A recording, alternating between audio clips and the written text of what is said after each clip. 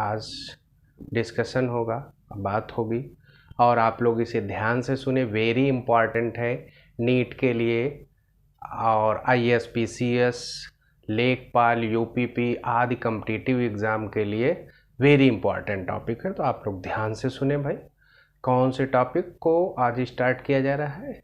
Nucleic अम्ल या nucleic acid, Hindi में कहेंगे इसे न्यूक्लिक अम्ल। तो न्यूक्लिक अम्ल को सबसे पहले आपके एक वैज्ञानिक हुए हैं फ्रेडरिक मिशर।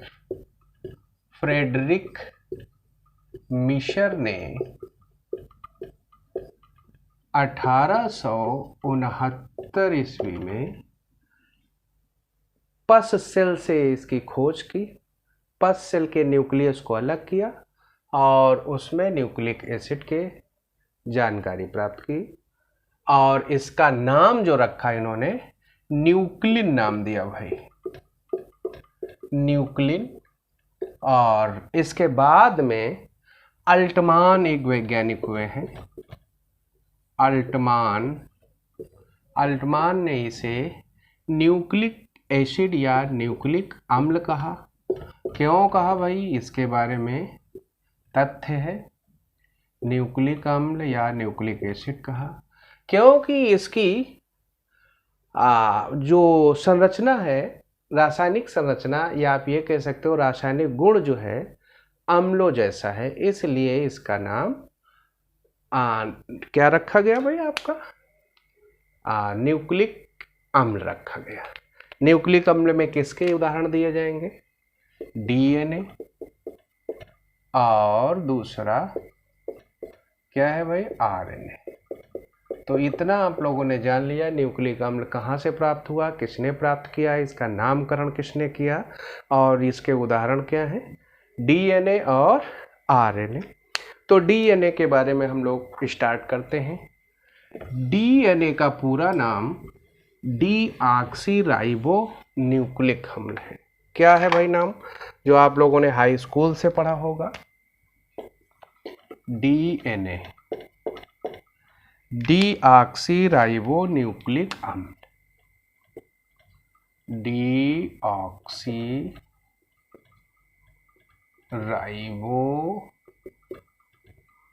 न्यूक्लिक अम्ल। सबसे पहले तो भाई ये अम्लीय प्रवृत्ति के कारण अम्ल कहा गया। और किसने कहा? अभी आपको बताया जा चुका है, अल्टमान ने कहा। और पाया कहाँ जाता है? अब देखिए भाई, इसकी अधिकांश मात्रा, बोलो भाई, कहाँ पाई जाती है? केंद्रक में पाई जाती है। न्यूक्लियस जिसको अंग्रेजी में कहते हैं, केंद्रक में। परंतु कुछ मात्रा भाई केंद्रक के बाहर, केंद्रक के बाहर कहाँ पाई जाती है? इसके एग्जाम्पल है माइटोकॉन्ड्रिया। माइटोकॉन्ड्रिया को हमने बहुत ही विस्तृत पढ़ाया है। और दूसरा है हरित लवक। हरित लवक, वहाँ पर हमने इसका जिक्र किया है किसके रूप में? प्लास्मिड के रूप में, याद होना चाहिए। और जो अगर आपने इस वीडियो को नहीं पढ़ा है तो आप उसको ध्यान से पढ़िए। तो यहाँ पर जो है कहाँ भाई पाया गया, ये आपने जान लिया, पूरा नाम जान लिया।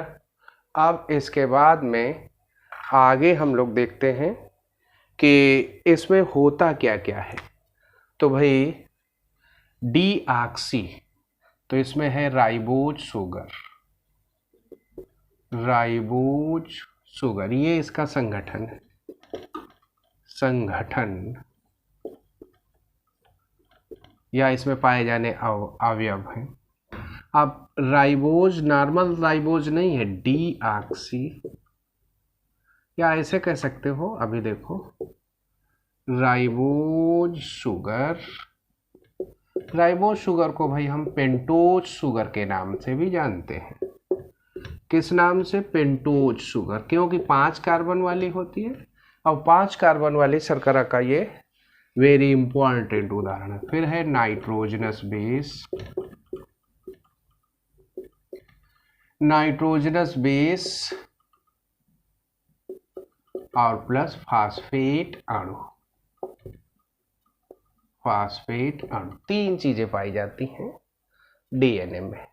और तीनों चीजें जब ये मिलती हैं तो इसको हम लोग बोलते हैं न्यूक्लियोटाइड। न्यूक्लियोटाइड आपको बता दें यहां पर कि न्यूक्लियोटाइड डीएनए की इकाई होती है, और डीएनए बनाने के लिए हमको पहले न्यूक्लियोटाइड समझना है। और न्यूक्लियोटाइड का जब हम पॉलीमराइजेशन करा देते हैं, जिसको हिंदी में बोलते हैं बहुलकीकरण, तो हमें क्या प्राप्त हो जाता है? डीएनए। अब डीएनए की इकाई क्या हुई? अब आपको ऑटोमेटिक संज्ञान में आ गया होगा, आपके समझ में आ गया होगा। डीएनए की इकाई जो आपकी है वो न्यूक्लियोटाइड है। न्यूक्लियोटाइड क्या है? अभी आपको बताया, न्यूक्लियोटाइड में राइबोज शुगर या पेंटोज शुगर पाई जाती है, नाइट्रोजनस बेस होता है और फास्फेट का अणु पाया जाता है। तो यहाँ पर आप जनरल साइंस का देख रहे हैं तो उसके हिसाब से बताया जा रहा है अभी, और हम इसको गहराई से बताएंगे आपको। अब ये तीनों चीजें आप लोगों ने देख ली। पेंटोज शुगर का मतलब 5 कार्बन वाली शर्करा। अब यहाँ पर आप पढ़ रहे हो डीएनए को, तो इसका पूरा नाम है डीऑक्सी राइबो न्यूक्लिक अम्ल। तो यहाँ पर ऐसे कह सकते हो डीऑक्सी राइबोज शुगर। ऑक्सीजनेशन का मतलब होता है ऑक्सीजन का जुड़ना, और डीऑक्सीजनेशन का मतलब होता है ऑक्सीजन का हटना। अब जैसे इसका सूत्र, सामान्य सूत्र निकाला जाए डीऑक्सी राइबोज शुगर का, तो C5H10O5 हो जाएगा। लेकिन जब इसको डीऑक्सीजनेटेड कर दिया जाता है तो इसका फार्मूला हो जाएगा आपका C5H10O4। तो अब ये जो है डीऑक्सी राइबोज शुगर या पेंटोज शुगर का जो है आपका फार्मूला हो गया। बात समझ में आ रही? और आरएनए में जो होगी वो ऑक्सीजन युक्त होगी, तो वहां पे हम राइबोज शुगर कहेंगे। तो ये आपको पता होना चाहिए, पेंटोज शुगर या राइबोज शुगर एक ही चीज है। ऑक्सीजन इसकी एक निकल गई, इसलिए ये डीऑक्सी राइबोज शुगर कहलाएगी। अब नाइट्रोजनस बेस क्या है भाई? ये आपके होते हैं 2,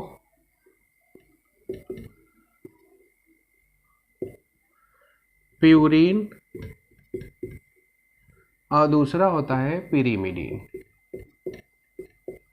प्यूरीन और पिरीमिडीन। प्यूरीन ये जो है 2 इसके भाग हैं,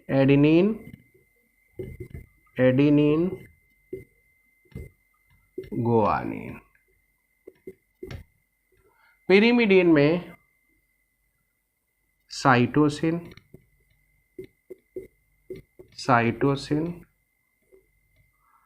थायमिन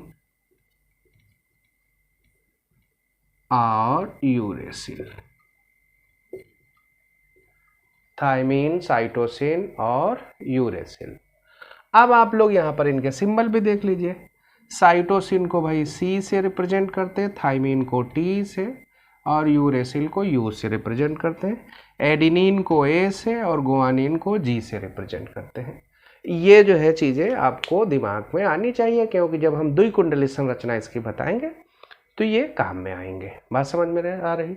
अब देखिए भाई, फास्फेट का सूत्र होता है H3PO4, ये है फास्फोरिक एसिड का, और जब इससे 3 हाइड्रोजन परमाणु निकलकर और PO4 जुड़ता है तो ये फास्फेट अणु कहलाता है। तो इस तरह जो है आप न्यूक्लियोटाइड आपके समझ में आ गया। अब देखिए न्यूक्लियोसाइड क्या होता है। यदि इससे, किससे भाई, न्यूक्लियोटाइड में फास्फेट अणु न जोड़ा जाए तो इसे इतने को न्यूक्लियोसाइड कहते हैं। न्यूक्लियोसाइड। अब आप देख रहे हो न्यूक्लियोसाइड में क्या जोड़ दिया जाए? फास्फेट अणु। अब इसको हम नीचे से नई लाइन से बता रहे हैं। अब एक रिलेशनशिप बन गई,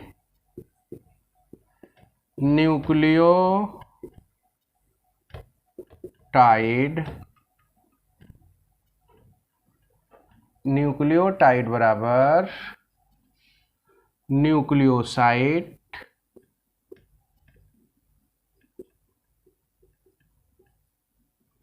प्लस फास्फेट। ये बायोलॉजी की ग्रामर कहलाती, बहुत ध्यान से पढ़िए भाई। मालिक्यूलर बॉटनी इसको कहेंगे, बायोलॉजी कहेंगे, बहुत ध्यान से जानिए। अब देखिए इतना जो अगर आपके समझ में आ गया हो तो फिर हम थोड़ा सा इसको आगे बढ़ाते हैं। आप देखिए भाई, ये आपका डीएनए की द्विकुंडली या द्विचक्राकार रचना किसने प्रस्तुत की? अब आपको एक चीज़ और बता दें, ये जो आपके नाइट्रोजनस बेस हैं, ए के साथ टी और सी जी के साथ कॉम्बिनेशन करता है। यूरेसिल जो है डीएनए में नहीं पाया जाता है भाई। डीएनए में यूरेसिल की जगह पर थाइमिन होती है और आरएनए में थाइमिन की जगह पर यूरेसिल होता है। तो बता यहीं दिया गया, क्योंकि आरएनए भी हमें पढ़ाना है, आपको पढ़ना है, कायदे से समझ लीजिए, यहीं पर जान लीजिए। अब देखिए आगे हम लोग बढ़ते, और अभी हमने आपके सामने एक बात रखी और उसको बहुत कायदे से सुनिए कि द्विकुंडली डीएनए की द्विकुंडली संरचना, इसको भाई इंग्लिश में डबल हेलिक्स मॉडल कहते हैं। और इसको प्रस्तुत किया आपका 1953 ईस्वी में। कौन? वाटसन एंड क्रिक, विल्किंस और एक तीसरे वैज्ञानिक हैं आपके, नाम हम आपको बता रहे हैं, स्पष्ट रूप से सुनिए, वेरी इंपॉर्टेंट है। पहला है वाटसन एंड क्रिक, वाटसन और फिर क्रिक हो गए, विल्किंस और फ्रैंकलिन। इन वैज्ञानिकों ने जो है मिलकर डबल हेलिक्स मॉडल प्रस्तुत किया और इतना वो सटीक रहा, उपयुक्त रहा कि इस कार्य के लिए इन्हें 1962 ईस्वी का नोबेल पुरस्कार दिया गया। नोबेल पुरस्कार इनको प्राप्त हुआ। तो भाई क्या है डबल हेलिक्स मॉडल? डीएनए कई प्रकार के होते हैं, जैसे ए डीएनए, बी डीएनए, सी डीएनए और डी डीएनए और जेड डीएनए। 5 प्रकार के तो हमें आपको एग्जांपल दे ही रहे हैं, ए डीएनए, बी डीएनए, सी डीएनए, डी डीएनए और जेड डीएनए। तो जो बी डीएनए है इसको वाटसन एंड क्रिक के द्वारा जो है दर्शाया गया, बताया गया। तो उसी की बात हम करने चाह रहे हैं कि भाई देखिए डीएनए की द्विकुंडली संरचना क्या है। अब आप ध्यान से देखें और आप चाहें समय हो तो आप इसका चित्र भी बना सकते हैं। तो देखिए ये आपका जो है ऐसे इसका फिगर बनेगा भाई। आप लोग जो है ध्यान दें, जैसे मेरे ये हाथ चल रहे हैं ऐसे आपको भी चलाना है। आप ऐसे करके फिगर आपके साथ ही साथ बनाया जा रहा है। काम की चीज़ें आपको मिलनी चाहिए, पेंटिंग बात की बात। हम चाहते तो इसका बना बनाया रंगीन पहले से सेट कर लेते, लेकिन नहीं, हमें आपको कैसे ये बनता है भाई बताना भी तो है। आप देखिए इसको ऐसे किया, ये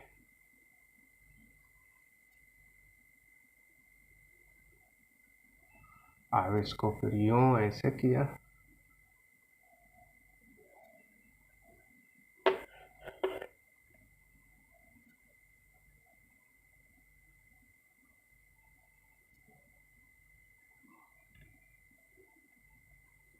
ये आपका बन गया। तो एक हमने कॉइल फुल बनाया है।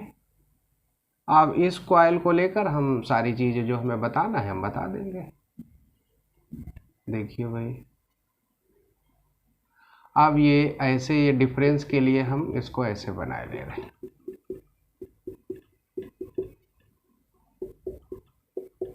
एक तरफ की भुजा हमने जो है डॉटेड डॉटेड कर ली, जिससे ये डिफरेंस बना रहे भाई कौन किधर का है। जबकि ये सेम संरचना होती है, इसमें डिफरेंस नहीं होता है। ये आपको समझाने के लिए ऐसा किया जा रहा है। बात समझ में आई? आप देखिए भाई, इसमें जो ये इतनी ये बी डीएनए की बात हो रही है, हम बार बार बता रहे हैं। डीएनए के प्रकार अभी हमने बताया था, ए डीएनए, बी डीएनए, सी डीएनए और डी डीएनए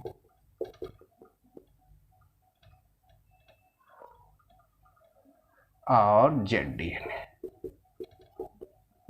तो ये चारों आप पांचों बताए आपको, लेकिन हम जिसकी बात कर रहे हैं, वाटसन एंड क्रिक ने जिसकी बात की, वो आपका बी डीएनए था। इसकी एक कॉइल या एक हेलिक्स की जो लंबाई होती है वो 34 एंगस्ट्रॉम होती है, और एक में ये 10 होते हैं। तो दो नाइट्रोजनस बेस के बीच की दूरी भाई कितनी हुई? 3.4 एंगस्ट्रॉम। जैसे A T, G C, C G, T A, T, C G, 1 2 3 4 5 6। इस तरह भाई ये आपका रहेगा।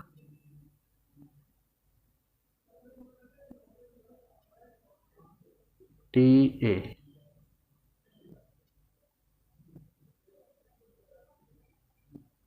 फिर ये हो जाएगा जी सी, ए टी,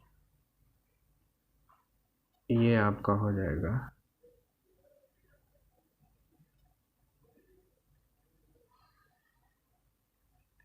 सी जी। अब दो नाइट्रोजनस बेस के बीच की दूरी कितनी हो जाएगी भाई? इसको 10 से डिवाइड कर दो, तो अब कितना हो जाएगा? 34/10 इक्वल टू 3.4 एंगस्ट्राम। एक एंगस्ट्राम 10⁻⁻10 मीटर के बराबर होता है। हाई स्कूल में आप लोगों ने फिजिक्स में पढ़ा है। जिन लोगों ने नहीं पढ़ा है, इस रिलेशनशिप को याद रखें। अब आगे हम लोग बढ़ते हैं। तो ये डीएनए की द्विकुंडलीय संरचना का एक एग्जाम्पल दिया गया और बी डीएनए का दिया गया, ठीक है। अब इसके बाद में अपवाद जान लीजिए भाई। ये फाई 174 144 की बात की जा रही है। ये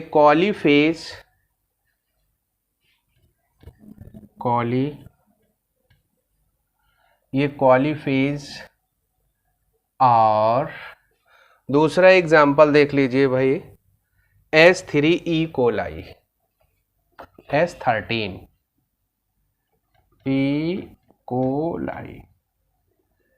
ये ऐसे वायरस हैं जिनमें न्यूक्लियोटाइड की सिंगल श्रृंखला पाई जाती है, मतलब एकल श्रृंखला पाई जाती है, सिंगल स्टैंडर्ड होता है। ये डबल हेलिक्स ना होकर सिंगल स्टैंडर्ड,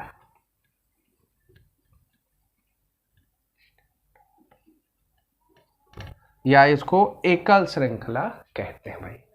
तो इस प्रकार जो है ये अपवाद भी आपने जान लिया। अपवाद में आपका ये आता है, अपवाद को इंग्लिश में आप एक्सेप्शन कहते हैं। जो हिंदी मीडियम से नहीं है उनको भी इसका लाभ मिले, इसलिए जहाँ जहाँ इसकी ज़रूरत है आपको इंग्लिश बताई जा रही है। अब देखिए भाई, कैसे आप जानेंगे कि ए डीएनए, बी डीएनए, सी डीएनए, डी डीएनए और जेड डीएनए, इनमें क्या डिफरेंस है। तो इसको भी हम लोग जो है जानते हैं, क्योंकि जितना आप अच्छे से जान लेंगे उतना भी कहीं से क्वेश्चन आपका उठाया जाए बहुत अच्छे से हल होगा। तो इसलिए अब हम लोग ADNA BDNA इनकी भी नॉर्मल जो है जान लेते हैं। जैसे हम सपोज करो ए वाला एग्जांपल लेते हैं, तो ADNA पूरा लिख लेते हैं। ADNA के बारे में आप पहला जानिए कि भाई इसकी कुंडलिनी का व्यास जो होता है वो 25 एंगस्ट्रॉम होता है। ये कुंडलिनी का व्यास, एक कॉइल का डायमीटर की बात कर रहे हैं, कुंडलिनी का व्यास कितना होता है भाई, सबका अलग अलग है तो इसलिए जान लीजिए। इसका होता है 25 एंगस्ट्रॉम, सॉरी 24 लिख गया, 25 एंगस्ट्रॉम। अब दूसरा इसका लक्षण क्या है भाई, प्रत्येक घुमाव में बेसों की संख्या कितनी होती है, 11। मतलब अभी देखो हमने बताया था आपको कि जो BDNA था उसमें 10 थी, इसमें क्या है, बेसों की संख्या प्रत्येक कुंडली में या एक कॉइल में, कॉइल नहीं कॉइल, तो यहाँ पर क्या है 11, बी वाले में कितनी थी 10, सब आपको डिटेल मिलेगा। फिर देखिए बेसों में जो जोड़ों का घुमाव है उसमें कितने एंगल का कोण बनता है, बेसों के जोड़ों का घुमाव। अब इसमें जो है एंगल पूछ रहा है तो ये 20 डिग्री है। कितना है भाई, 20 डिग्री है। आप आपका BDNA की बात करें और इनका जो है कुंडलिनी व्यवस्था जो होती है ये आपकी जो है राइट हैंड वाली है। कुंडलिनी व्यवस्था जो है कैसी है, राइट हैंड। कैसी है भाई, ADNA right hand.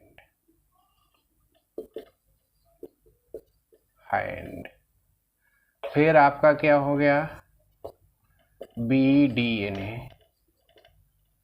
Right hand, ये भी है। अब इसका बेस व्यास देख लीजिए कितना है भाई, वो जो है तो 23.7 एंगस्ट्रॉम, और अभी कॉइलों की संख्या 10 थी।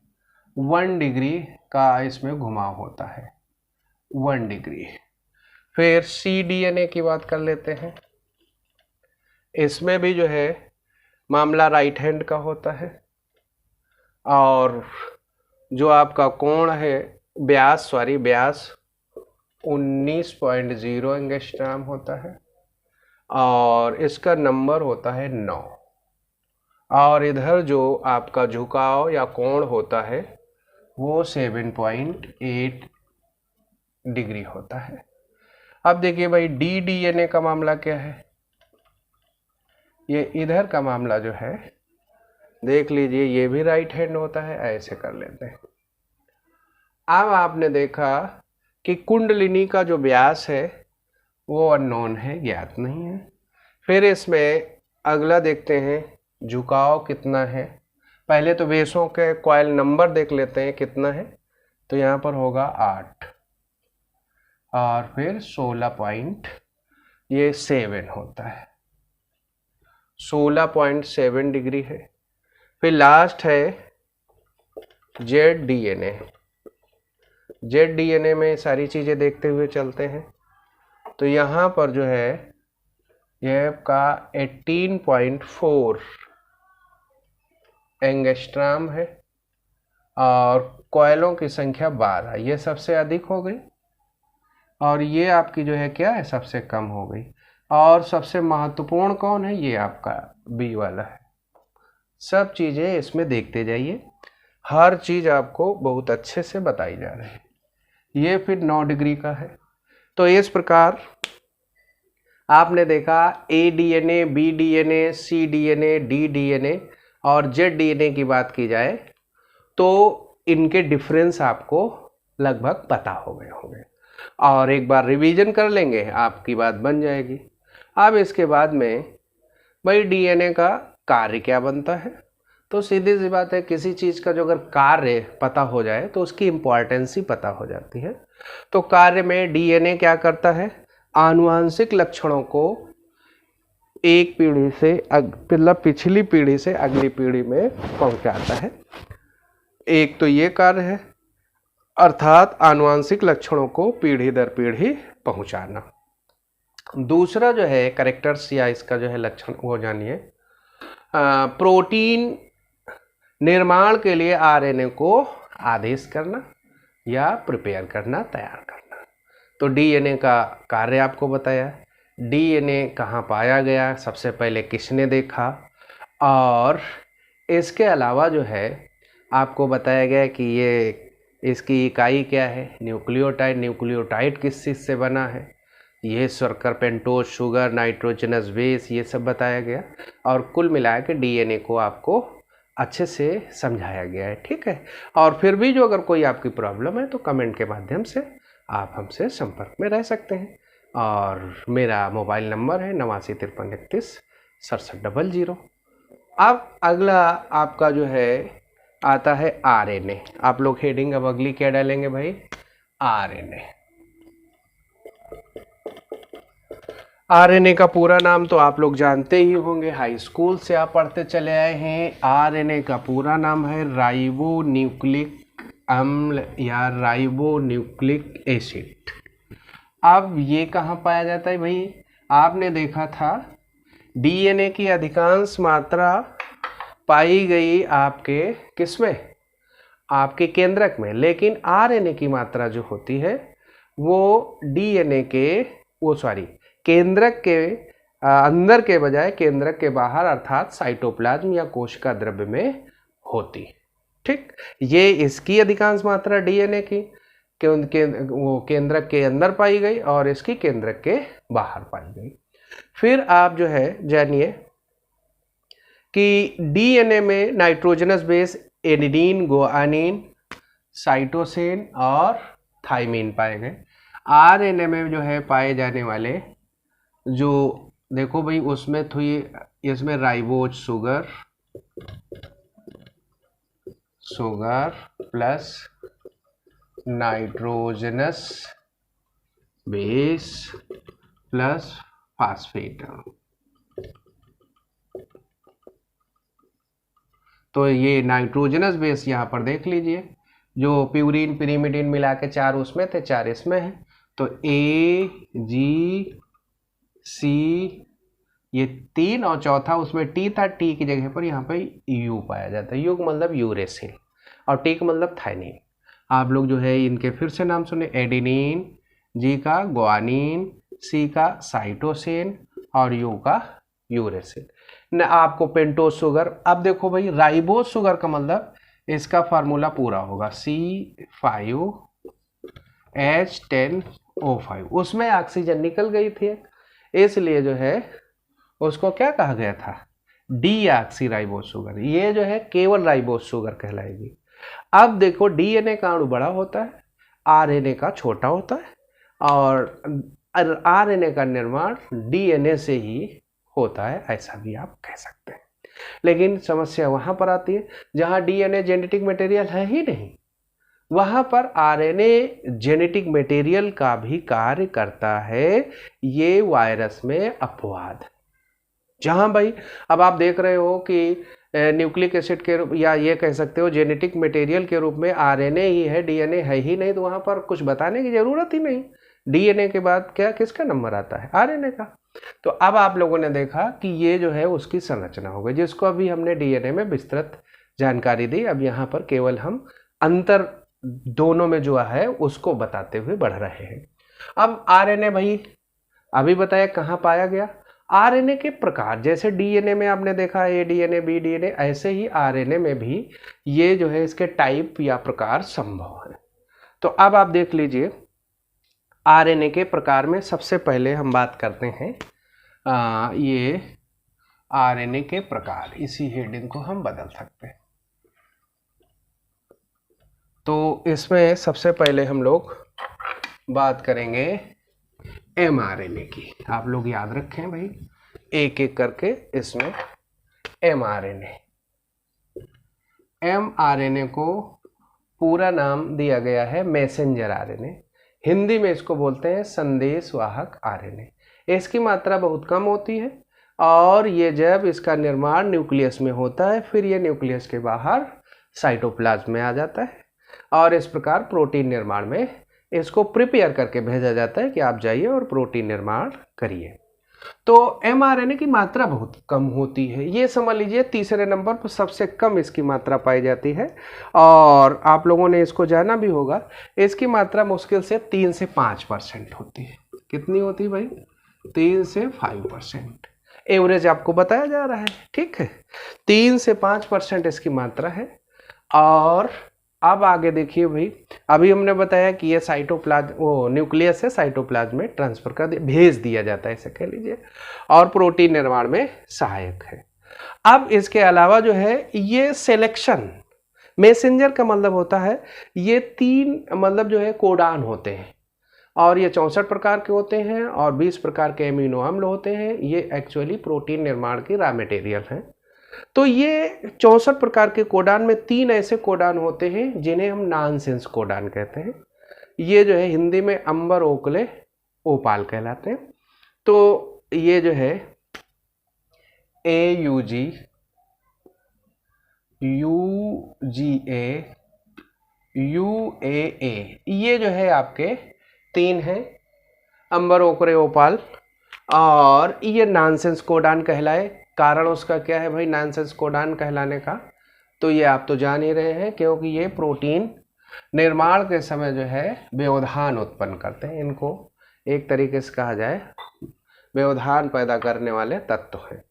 तो अब मैसेंजर आरएनए इनकी सूचना देता है। दूसरा आरएनए देखो भाई क्या है, ये है आपका आरआरएनए। आरआरएनए जो होता है इसकी मात्रा भाई लगभग कितनी होती है? 80% होती है, 70 से 80% होती है। मतलब कह सकते हैं सबसे ज्यादा मात्रा आरएनए में इसी की होती है। अब भाई इसको राइबोसोमल आरएनए कहते हैं। ये जो है प्रोटीन निर्माण की फैक्ट्री के मतलब जो है राइबोसोम में इसी की सबसे ज़्यादा मात्रा होती है और प्रोटीन निर्माण में इसकी अहम भूमिका होती है। फिर एक तीसरा होता है टीआरएनए। इसे हम सॉल्युबल आरएनए या देखो टीआरएनए को एसआरएनए या डीआरएनए भी बोलते हैं। इनको जो है एसआरएनए को हिंदी में सॉल्व आरएनए, स्थानांतरण आरएनए या स्वीकार आरएनए, एडॉप्टिव आरएनए भी कहते हैं। तो हम टी या एस, ये ज़्यादा चर्चित है, TRS आरएनए। आप देखो भाई, और सबसे ज़्यादा इसका प्रचलित नाम जो है टी ही है। तो ट्रांसफर या स्थानांतरित आरएनए, ये जो है प्रोटीन निर्माण के समय रॉ मटेरियल को आरआरएनए तक ले जाता है, जो आपके अभी हमने बताया था एमिनो एसिड 20 प्रकार के जो होते हैं। अब इनमें से जिसकी ज़रूरत है उसको लेके जाता है आरएनए। टीआरएनए का काम हो गया, आरआरएनए का आपने जान लीजिए, और एमआरएनए का मतलब ये सिलेक्शन करता है। कुल मिला के चॉइस करने का काम इसी का है। अब इसकी मात्रा भाई क्या होती है? ये जो है 15 से 20% होते हैं। तो इस प्रकार जो है ये आपको आरएनए के बारे में बताया गया और डीएनए के बारे में बताया गया। आरएनए के कार्य देख लीजिए भाई क्या है। आरएनए के कार्य में सबसे पहले आप जानेंगे कि प्रोटीन निर्माण में सहायक है, परंतु डीएनए के आदेशानुसार। दूसरा अभी हमने बताया था जहां पर डीएनए है ही नहीं, वहां पर ये आनुवांशिक या जेनेटिक मटेरियल का रोल करता है भाई। ये वेरी इंपॉर्टेंट है। और ये कहाँ पाया जाता है? ये वायरस जैसे सूक्ष्म संरचनाओं में, ठीक है। अब आगे हम लोग बढ़ते हैं, डीएनए और आरएनए में अंतर क्या है। तो डीएनए और आरएनए में अंतर देख लीजिए। डीएनए और आरएनए में अंतर क्या है जानिए। डीएनए और आरएनए का अंतर हम लोग देखते हैं, और अंतर में आपने देखा कि आनुवांशिक पदार्थ के रूप में किसका नाम लिया जाता है? डीएनए का लिया जाता है। आरएनए का नाम लिया जाता है प्रोटीन निर्माण में। और फिर डीएनए की संरचना में डीऑक्सीराइबोज शुगर पाई गई और आरएनए की संरचना में राइबोज शुगर पाई गई। तीसरा अंतर देख लीजिए भाई, उसमें ATCG था और इसमें ACGU है, मतलब यूरेसिल पाया जाता है आरएनए में और उसमें थायमीन पाई जाती है। फिर इसके अलावा एक और अंतर है कि न्यूक्लियस में अधिकांश मात्रा डीएनए की होती है और न्यूक्लियस के बाहर अधिकांश मात्रा आरएनए की होती है। ये आपके मेन अंतर थे। एक अंतर और आप पा सकते हैं किसके आधार पर, ये डीएनए का जो अणु होता है वो आरएनए की तुलना में भारी बड़ा होता है और आरएनए का अणु जो होता है वो छोटा और परमाणु भार के हिसाब से हल्का होता है। तो ये भाई सारे अंतर आपके हो गए डीएनए और आरएनए। इस प्रकार जो है आपका न्यूक्लिक अम्ल समाप्त होता है। शेष अगले वीडियो में आप लोग लाइक और शेयर अवश्य करें और इसका लाभ उठाएं। धन्यवाद।